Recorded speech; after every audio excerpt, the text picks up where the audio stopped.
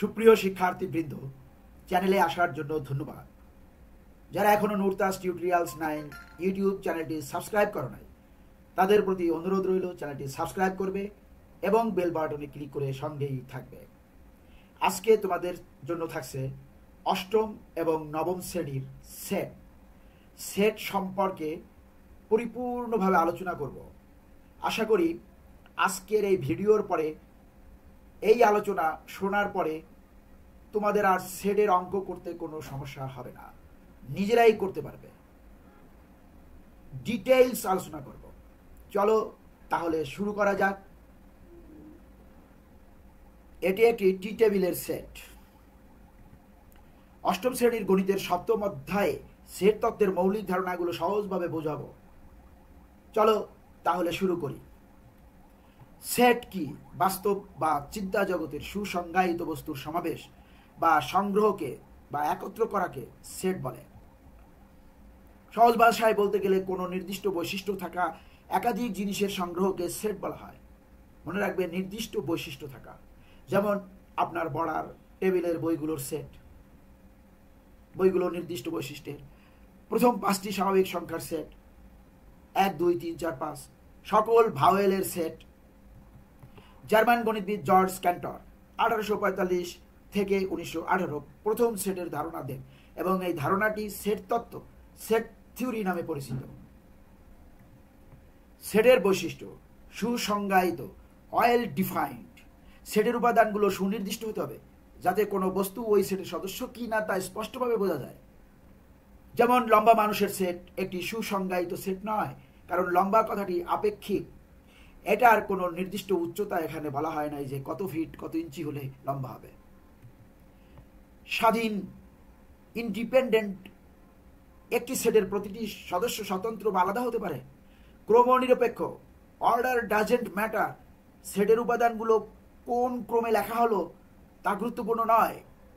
যেমন 1 2 3 এবং 2 1 3 একই সেট। সেট প্রকাশের পদ্ধতি। সেটকে সাধারণত দুটি পদ্ধতিতে প্রকাশ করা হয়। তালিকা পদ্ধতি, রোস্টার মেথড। এই পদ্ধতিতে সেটের সকল উপাদানকে দ্বিতীয় বন্ধনীর মধ্যে কমা দিয়ে আলাদা করে লেখা হয়। যেমন A = A B C কমা দিয়ে। সেট গঠন পদ্ধতি, সেট বিল্ডার্স মেথড। এই পদ্ধতিতে সেটের উপাদানগুলোর সাধারণ বৈশিষ্ট্য উল্লেখ করে সেটটিকে প্রকাশ করা হয়। যেমন B = X যদি X স্বাভাবিক সংখ্যা এবং X 5 থেকে ছোট হয়।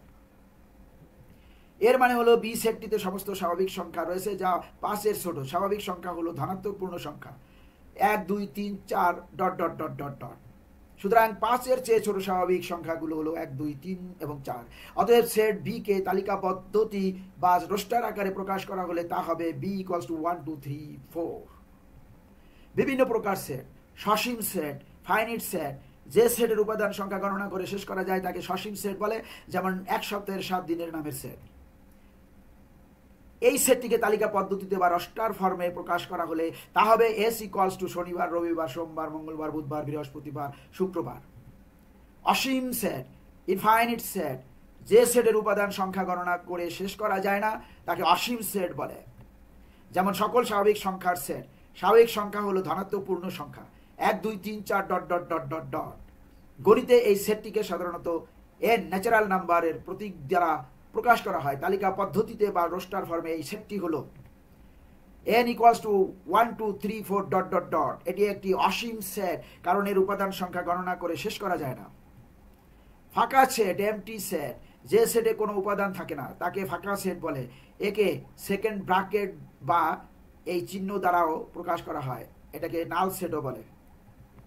ফাঁকা সেট বা নাল সেট, ফাঁকা সেট বা এমটি সেট যে কোনো সেটের উপসেট।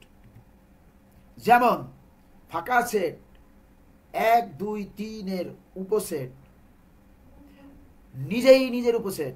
প্রত্যেকটি সেট নিজেই তার একটি উপসেট। যেমন 1 2 3 এর উপসেট। আবার এই সেট দুটি সমান, এই নিচের দাগ দিয়ে সমান বোঝানো হয়। এখানেও সমানও হতে পারে। সার্বিক সেট, ইউনিভার্সাল সেট। আলোচনাধীন সকল সেট যে নির্দিষ্ট সেটের উপসেট তাকে সার্বিক সেট বলে।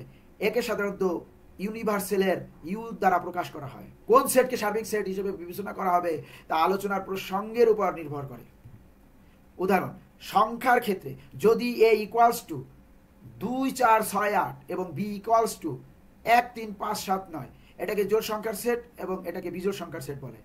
সেট দুইটি যদি এরকম হয় তবে এদের সাপেক্ষে সার্বিক সেট ইউ হতে পারে সকল স্বাভাবিক সংখ্যার set, 1, 2, 3, 4 dot dot dot dot, মানে সব জোড় বিজোড় সংখ্যার সেট। আবার ইউ ইকুয়ালস টু 1, 2, 3, 4, 5, 6, 7, 8, 9, 10, এটিকেও সার্বিক সেট হিসেবে ধরা যেতে পারে।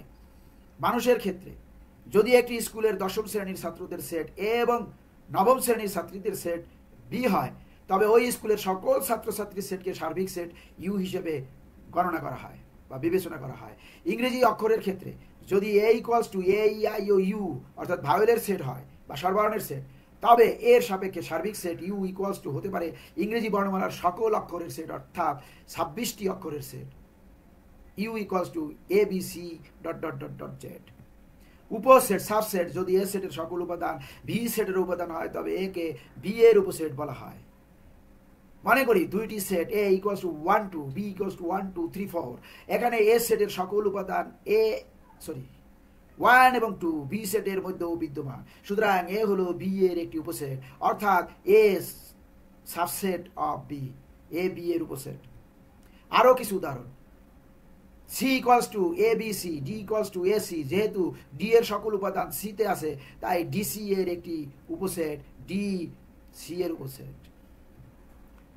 পি ইকুয়ালস টু শনি রবি সোম মঙ্গল বুধ বৃহস্পতি শুক্র, কিউ ইকুয়ালস টু শনি রবি অর্থাৎ সাপ্তাহিক ছুটির দিনের সেট, এখানে কিউ পি এর একটি উপসেট, কিউ পি এর একটি উপসেট। একটি সেটের সকল সম্ভাব্য উপসেট, মনে করি একটি set X equals to A B, এই সেটের সকল সম্ভাব্য উপসেট হলো এ একটা সেট, বি আরেকটা সেট, এ বি আরেকটা সেট, ফাঁকা আরেকটা সেট। এই চিহ্নটি উপসেট সাবসেট বোঝানোর জন্য ব্যবহৃত হয়। যখন আমরা লিখি এ বি এর উপসেট, এর অর্থ হলো এ সেটটি বি সেটের একটি উপসেট।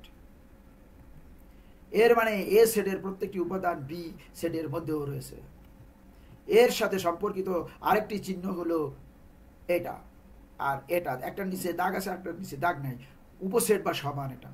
এর মানে এ বি এর উপসেট এবং এ ও বি সেট দুইটি সমানও হতে পারে। যদি এ ইকুয়ালস টু 1, 2 এবং বি ইকুয়ালস টু 1, 2, 3 হয় তাহলে এ বি এর উপসেট। আবার যদি এ ইকুয়ালস টু 1, 2, 3 এবং বি ইকুয়ালস টু 1, 2, 3 হয় তাহলেও এ বি এর উপসেট লেখা হয় যদিও সেট দুটি সমান। এটি প্রকৃত উপসেট, প্রপার উপসেট সাবসেট। এর মানে এ বি এর একটি উপসেট কিন্তু এ এবং বি সেট দুটি সমান নয়, অর্থাৎ বি সেটে কমপক্ষে একটি উপাদান বেশি থাকবে যা এ সেটে নেই।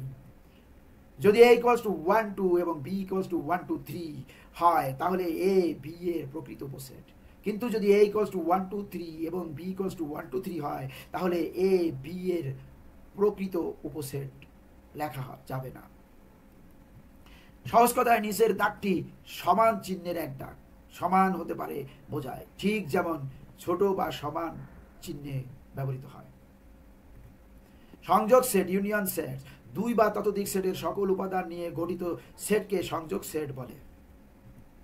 সংযোগ সেটের জন্য ইউ প্রতীকটি ব্যবহার করা হয়। যদি এ এবং বি দুইটি সেট হয় তবে তাদের সংযোগ সেটকে এ সংযোগ বা ইউনিয়ন বি লেখা হয় এবং পড়া হয় এ সংযোগ বি বা এ ইউনিয়ন বি। সেট গঠন পদ্ধতিতে union B equals to X যদি এক্স এ এর উপাদান অথবা এক্স বি এর উপাদান হয়। এর মানে হলো এক্স উপাদানটি হয় এ সেটে থাকবে অথবা বি সেটে থাকবে কিংবা উভয় সেটেই থাকতে পারে। মনে করি দুইটি set A equals to 1, 2, 3, 4, B equals to 3, 4, 5, 6, এই দুটি সেটের সংযোগ সেট এ ইউনিয়ন বি হবে উভয় সেটের সকল উপাদান নিয়ে গঠিত। যে উপাদানগুলো উভয় সেটেই আছে যেমন 3 এবং 4 সেগুলো নতুন সেটে মাত্র একবার লেখা হবে, সুতরাং A union B equals to 1, 2, 3, 4, 5, 6। মনে করি দুইটি set P equals to A B C, Q equals to D E F, এখানে পি এবং কিউ সেটের মধ্যে কোনো সাধারণ উপাদান নেই। এদের সংযোগ সেট হবে পি ইউনিয়ন কিউ সমান A B C D E F. উদাহরণ 3, মনে করি দুইটি সেট সি ইকুয়ালস টু রবি সোম মঙ্গল, ডি ইকুয়ালস টু শনি রবি, এই দুটি সেটের সংযোগ সেট হবে C union D equals to শনি রবি সোম মঙ্গল। সেট ইন্টারসেকশন অফ সেটস, দুই বা ততোধিক সেটের সাধারণ উৎপাদক উপাদানগুলো নিয়ে গঠিত সেটকে সেট সেট বলে। যদি এ এবং বি দুইটি সেট হয় তবে তাদের সেটকে এ ইন্টারসেকশন বি লেখা হয় এবং পড়া হয় এ সেট বি বা এ ইন্টারসেকশন বি। সেট গঠন পদ্ধতিতে A intersection B equals to X যদি এক্স এ এর উপাদান এবং এক্স বি এর উপাদান। এর মানে হলো এক্স উপাদানটি অবশ্যই এ এবং বি উভয় সেটেই থাকতে হবে। মনে করি দুইটি set a equals to 1 2 3 4 b equals to 3 4 5 6। এই দুইটি সেটের সাধারণ উপাদান হলো 3 এবং 4, কারণ এই দুটি উপাদান a এবং b উভয় সেটেই আছে। সুতরাং set a intersection b equals to 3 4। উদাহরণ 2, মনে করি দুইটি set p equals to a b c d q equals to b d e f। এই দুইটি সেটের সাধারণ উপাদান হলো b এবং d। সুতরাং set p intersection q equals to bd। উদাহরণ 3, নিঃছেদ set x equal to 1 3 5 y equals to 2 4 6। এখানে x এবং y সেটের মধ্যে কোনো সাধারণ উপাদান নাই। এই ধরনের সেটকে নিঃছেদ সেট ডিসজয়েন্ট সেটস বলা হয়। সুতরাং তাদের সেট হবে একটি ফাঁকা set x intersection y equals to null বা ফাঁকা সেট বা সেকেন্ড ব্র্যাকেট। পূরক set complement of A set.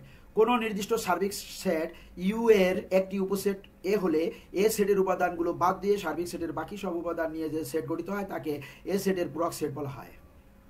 এর পূরক সেটকে এ দ্বারা প্রকাশ করা হয়। এর সহজ অর্থ হলো গণিতে যখন আমরা কোনো সেটের ধরা যাক সেটটির নাম এ, পূরক সেট বোঝাতে চাই এ প্রাইম বা এ পূরক, অর্থাৎ এ এবং এ সেটের পূরক সেটকে বোঝায়। আগের উদাহরণের সাথে মিলিয়ে দেখলে আমরা সার্বিক সেট ইউ ধরেছিলাম 1 2 3 4 5 6 7 8 এবং এ সেট ধরেছিলাম 2 4 6 8। এরপর আমরা এর পূরক সেট বের করেছিলাম 1 3 5 7। এই উত্তরটিকে আমরা এভাবে লিখতে পারি এ প্রাইম সমান 1 3 5 7। গাণিতিকভাবে এ প্রাইম ইকুয়ালস টু ইউ বাদ এ। ইউ থেকে এ বাদ দিলে যেটা হবে সেটা এক্স, যদি এক্স ইউ এর সদস্য বা উপাদান এবং অর্থাৎ এক্স এর উপাদান নয়। এর মানে হলো যে সকল উপাদান ইউ এর মধ্যে আছে কিন্তু এর মধ্যে নেই, তাদের নিয়েই এর পূরক সেট গঠিত হয়। মনে করি সার্বিক সেট ইউ ইকুয়ালস টু 1 2 3 4 5 6 7 8 এবং একটি উপসেট এ ইকুয়ালস টু 2 4 6 8। এখন এ এর পূরক সেট এ প্রাইম হবে ইউ সেটের সেই সব উপাদান যা এ সেটে নেই। সুতরাং এ প্রাইম ইকুয়ালস টু ইউ বাদ এ ইকুয়ালস টু 1 2 3 4 5 6 7 8 থেকে বাদ যাবে 2 4 6 8 অর্থাৎ এ সেট থাকে এই 1, তারপরে 3 5 7 অর্থাৎ বিজোড় সংখ্যাগুলো থাকে জোড় সংখ্যাগুলো বাদ দিলে। এখানে এ প্রাইম ইকুয়ালস টু 1 3 5 7 হলো এ সেটের পূরক সেট। এই অধ্যায়ে শিক্ষার্থীরা সেট কি, কিভাবে সেট গঠন ও প্রকাশ করতে হয় এবং বিভিন্ন প্রকার সেটের ধর্ম ও তাদের মধ্যকার সম্পর্ক নিয়ে ধারণা লাভ করে। এর মাধ্যমে তারা গাণিতিক যুক্তি দিয়ে সমস্যার সমাধান করতে শেখে। Know first who you are and then adorn yourself accordingly। নিজেকে জানো, নিজের সম্পদকে আত্মবিশ্বাস রাখো, তুমি অনেক গুরুত্বপূর্ণ, ভ্যালুয়েবল, তোমার ভিতরে ক্রিয়েটিভ পাওয়ার এবং থিঙ্কিং পাওয়ার রয়েছে, এটাকে কাজে লাগাও। Meet our team, meet our extended team. Thanks for watching। ধন্যবাদ যারা ভিডিওটি সম্পূর্ণ দেখলে। যারা এখনো নুরতাজ টিউটোরিয়ালস 9 ইউটিউব চ্যানেলটি সাবস্ক্রাইব করো নাই তাদের প্রতি অনুরোধ রইল চ্যানেলটি সাবস্ক্রাইব করবে এবং বেল বাটনে ক্লিক করে সঙ্গেই থাকবে। ভিডিওটি কেমন লাগলো, কোথাও বুঝতে সমস্যা হলে কমেন্ট করে অবশ্যই জানাবে। আমি তোমাদের কমেন্টের অপেক্ষায় রইলাম। আবারও এই সেটের সমস্যা নিয়ে অর্থাৎ অনুশীলনীর সমাধান নিয়ে তোমাদের সামনে হাজির হব। সে পর্যন্ত আমরা সবাই ভালো থাকি, সুস্থ এবং নিরাপদে থাকি। আল্লাহ হাফেজ।